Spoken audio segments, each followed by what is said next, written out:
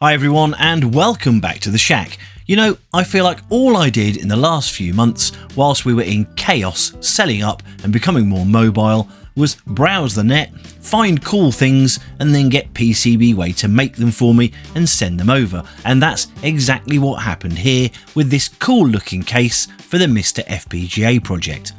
Dinner's served everyone, let's tuck in.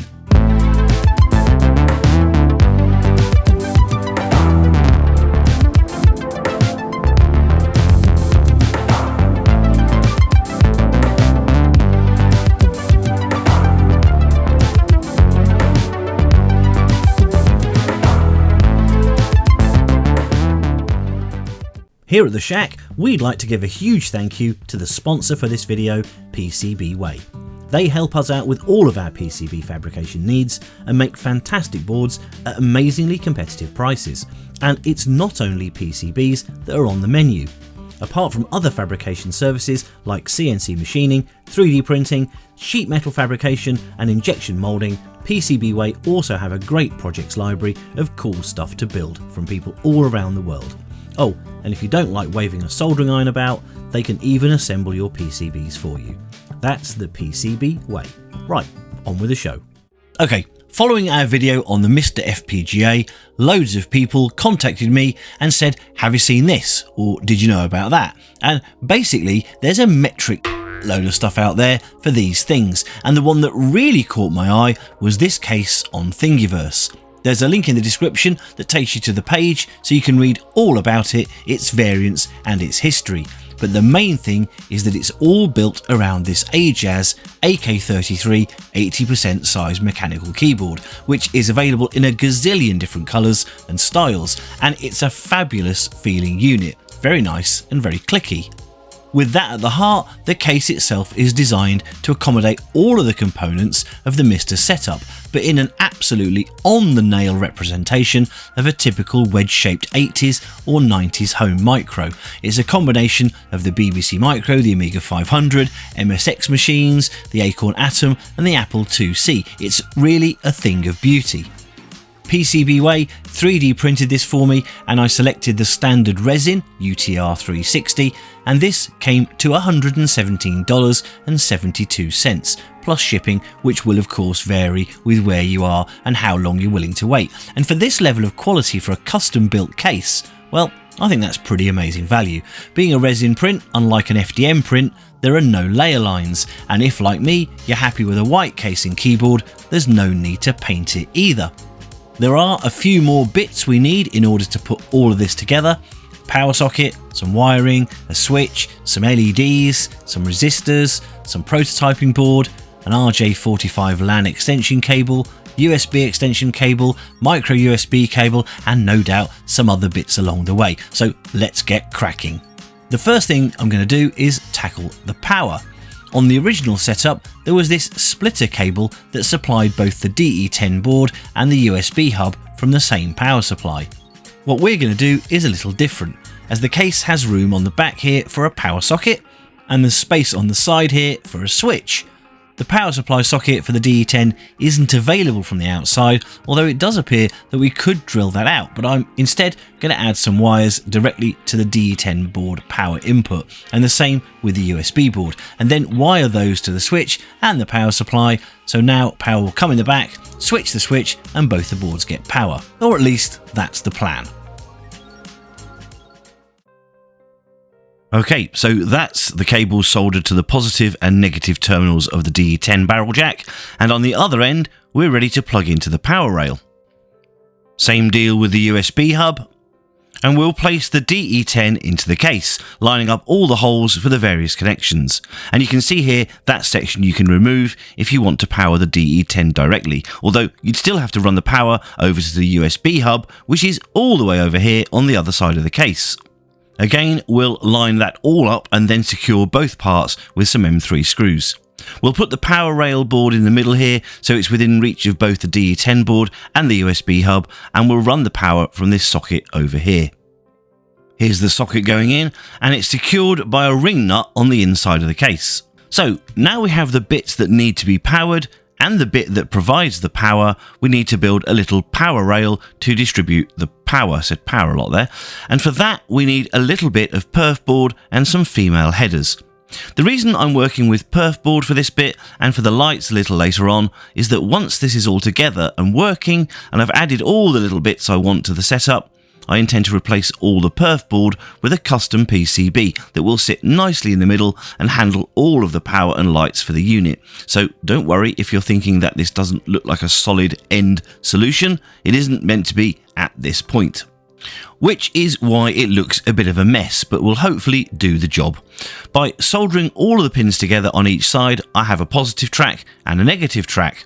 I'll add in a little screw connector for the power in from the socket, and then plug the DE10 and the USB hub to the rail. Now, I know what you're thinking, where's the switch? Well, I brought the wrong size switch, didn't I? Yes, I'm an idiot, but I don't want to go hacking into the case and ruin the aesthetic, so I'm just going to have to revisit the situation when I do the custom PCB for this. So, with everything connected where I reckon it should be, I guess it's time to plug in and see if anything goes bang. It shouldn't, because I checked every connection for shorts with a multimeter, but hey, strange things happen, so fingers crossed. Oh, before we turn on, we do need to connect the boards together, and when they were stacked on top of each other, it was done with this little board here. So rather than buying or building a specific cable, we'll utilise this board in this case too, by just sticking some extra cables on either end. Let's plug in. And we have lights on the DE10 Nano board, and yes, we have a light on the USB board too. So far, so good. Next, we'll add the LAN port extension to bring the LAN connector from the back of the DE10 to the back of the case, and this is a very simple matter of plugging into the back of the Nano and then screwing it in place with some M3 screws. It's the same deal with the USB 3 port on the Nano. We extend that to the back of the case and again secure it in place with M3 screws. And we then get this lovely clean look to all of the ports and connectors on the back of the case. Very nice it is too. Now I guess it's time for what you might call the main event, the keyboard itself. This is the USB-C version, and whilst it looks the same as the micro USB version, it appears that the Mister does have some trouble recognising this particular USB-C keyboard. It's not really a massive problem for me though, as the keyboard is Bluetooth enabled, so I just paired it to the Mister, and then this USB-C cable will just keep it charged. If you really can't deal with the nanoseconds of lag that the Bluetooth keyboard adds, then make sure you get the micro USB version. Right, that's not nearly enough cables on the inside, so let's add the lights. I bought these, which were ridiculously cheap, and they were advertised as 3mm LEDs, which is exactly what I wanted because there are 3mm holes in the case. However, these also come with these little shrouds, which I really like, but these increase the diameter to 4.5mm. So I quickly drilled out the holes in the case to 4.5mm, and then they fit in a treat. I've gone for red, yellow and green to match the lights that are standard on the DE10, but clearly you can choose whatever colours you like. So with the LEDs inserted, let's turn our attention to the little circuit that's needed to connect these to the DE10 Nano's connection, and we'll build this as before on a piece of perf board for now. Basically, the circuit we need to build takes the voltage from the Nano and steps it down to the positive connections on each of the LEDs so they don't glow so brightly and don't get warm. And then the negative leg of each LED goes to a control pin so the Nano can turn them on and off. It looks like this, and we'll just tape it down for now. The other end connects to the 7-pin JST connector on the DE10, and that should be us ready to go. One thing to note is that I've made sure to use the internal USB ports for the Bluetooth and Wi-Fi dongles and the USB cable to the keyboard. This leaves all of the external ports free for other stuff, such as joysticks, gamepads or USB storage. Okay, let's take a moment to admire the finished article. I think it looks really nice and extremely well designed. The only thing I'm not really liking is the fact that all of the keys are the same colour, and on many retro computers you had the function keys in a contrasting colour, such as on the Commodore 64, the BBC Micro, the Elan Enterprise and many others. I had some spare keycaps lying around from my MSX build, So a few minutes later, wow, that makes such a difference. Right, let's connect it all up and see if it works. We'll plug in this USB keyboard and mouse dongle so we can use a mouse if we want to, or we can unplug it if we're not, without having to open up the case, or we could leave it plugged in inside if we know we'll use it a lot.